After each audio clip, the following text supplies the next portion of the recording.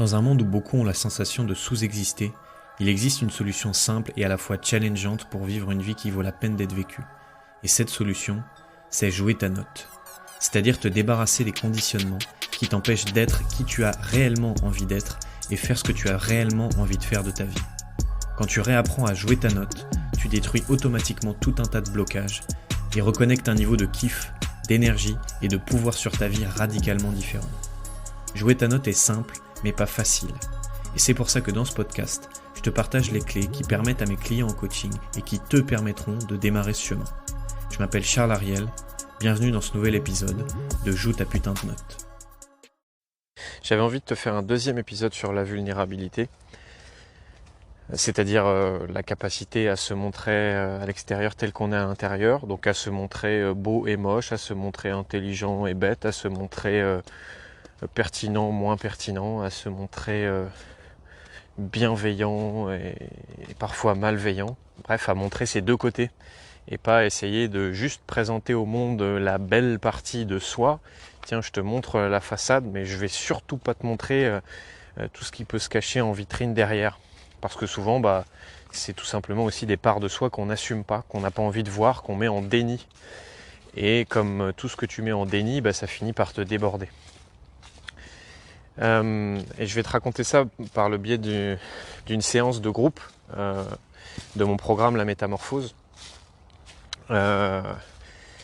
Donc où chaque semaine dans ce programme de 3 mois, il y a un coaching de groupe où les participants et les participantes, on se réunit sur Zoom pendant 1h30, 2 heures, et puis je fais souvent une petite partie de 30 minutes, soit on fait un exercice, soit j'apporte du contenu théorique sur certains sujets, et puis ensuite chacun amène ses questions, son blocage, sa problématique, et puis moi j'aide les gens à se débloquer pendant la séance. Et donc cette séance-là, qui était la promo 2 de la métamorphose, je sentais qu'il y avait un besoin, un step à passer au niveau de la vulnérabilité dans le groupe. Parce que c'était encore timide, parce que c'était encore un peu, tout le monde était encore un peu en mode non mais moi je montre que mon bon côté et j'ose pas trop montrer ça et j'ose pas trop dire que si, que ça. Et forcément à un moment donné, si tu veux te transformer en profondeur, il y a besoin de venir avec ta vulnérabilité. Et donc on a joué à un jeu, c'est le jeu du j'ai déjà. Et donc le jeu du j'ai déjà, c'est chacun son tour. Tu commences ta phrase par j'ai déjà et tu dis un truc un peu honteux sur toi, récent, moins récent, mais un truc dont t'es pas très fier, un truc moche de toi, que jusqu'ici t'assumais pas trop, mais où tu le balances à tout le monde. Et l'idée c'est justement plutôt de se libérer de ce poids-là et de l'assumer, de pas être en mode se sentir coupable en le disant, mais en mode on en rigole quoi. Et donc on commence le jeu, et donc évidemment moi pour montrer l'exemple je commence, et donc je dis j'ai déjà, alors je sais plus ce que je dis, j'ai déjà, je dois dire un truc comme j'ai déjà fait un croche-patte à un enfant de 4 ans, un truc comme ça. Donc là tout le monde, oh là là, Charles, machin et tout, puis on se marre de ça quoi, et donc je dis maintenant c'est à vous. Et là quelqu'un prend la parole et dit j'ai déjà, et puis sort un truc, mais un truc un peu du genre j'ai déjà volé une pomme chez le marchand, donc un truc ok, mais tu sentais qu'on était en surface et que c'était pas vraiment un truc honteux pour la personne ou un truc bien moche quoi.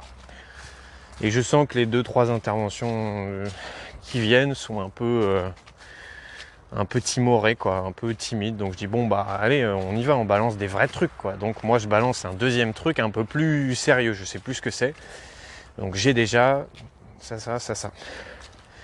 Donc là tu sens même que certaines participantes sont un peu choquées ou gênées ou machin, et tu sens au fur et à mesure ensuite que la parole se libère et les participantes commencent à dire moi j'ai déjà ci, j'ai déjà ça, et ça monte crescendo en fait.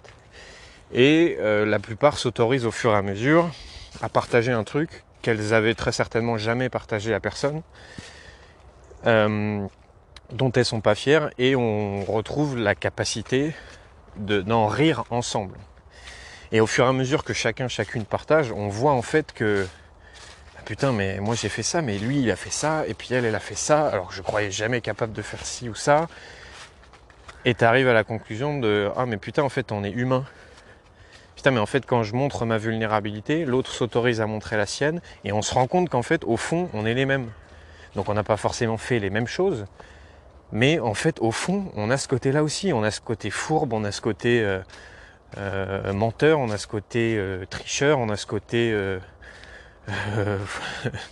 vicieux, on a ce côté, voilà.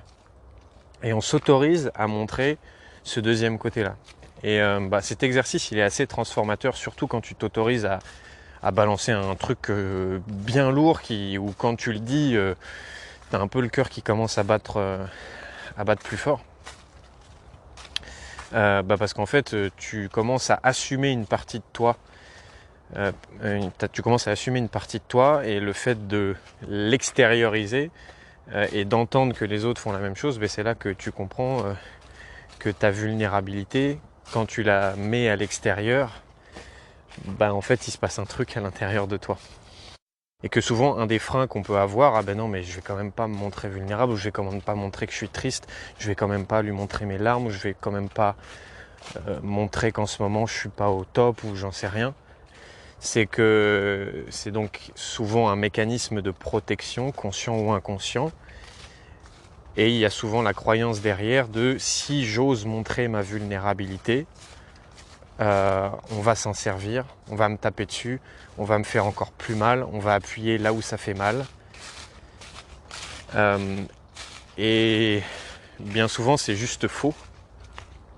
Alors bien sûr on était dans un contexte là sécurisé et bienveillant, on était dans une séance de coaching de groupe, donc évidemment ça limite les chances qu'il y ait quelqu'un qui dise ah mais c'est mal, et qui te juge et qui te critique ou qui appuie là où ça fait mal.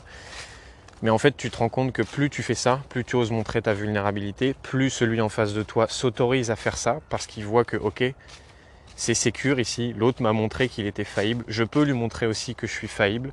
Et puis on avance ensemble dans cette direction-là, et tu gagnes une énergie et un épanouissement dingue à faire ça. Bien sûr, c'est un travail. Bien sûr, si là, en écoutant ce podcast, tu te dis moi ça me parle, en fait, j'ai envie d'être plus vulnérable, j'ai envie de montrer un peu plus comment je suis à l'intérieur et de le montrer à l'extérieur. C'est un travail, et peut-être que tu te dis là, mais moi c'est juste impossible pour moi, je peux pas à partir de demain me montrer ma vulnérabilité parce que je sais pas ce qui va se passer, parce que j'ai peur qu'on me dise ci, ça, ou qu'on me critique. Donc c'est pas un truc qui se fait en un claquement de doigts. C'est là où se faire accompagner évidemment peut être un accélérateur énorme et peut éviter tout un tas de souffrances inutiles et de frustrations.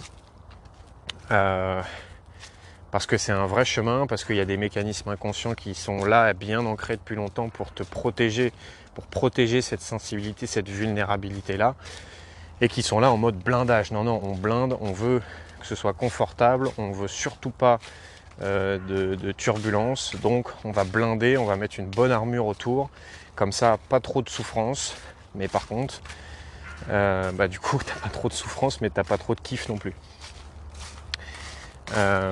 Donc c'est une des choses qu'on fait dans mon programme de 3 mois, la métamorphose. Je dirais pas que c'est...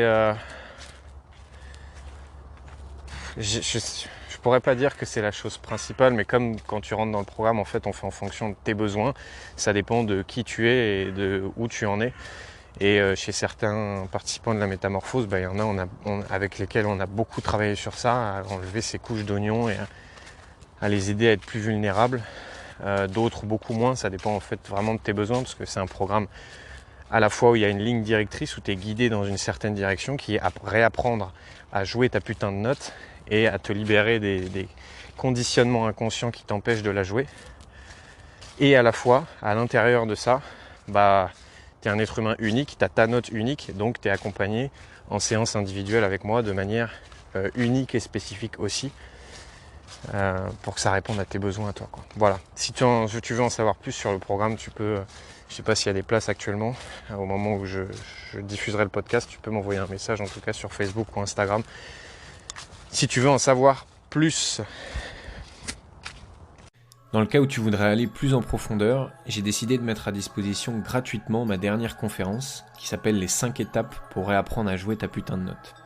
Tout simplement, c'est la conférence la plus complète que j'ai faite jusqu'ici et qui va te donner les 5 étapes concrètes par lesquelles passer si jamais tu veux te transformer en profondeur et vivre une vie remplie de kiff, et ça de manière durable.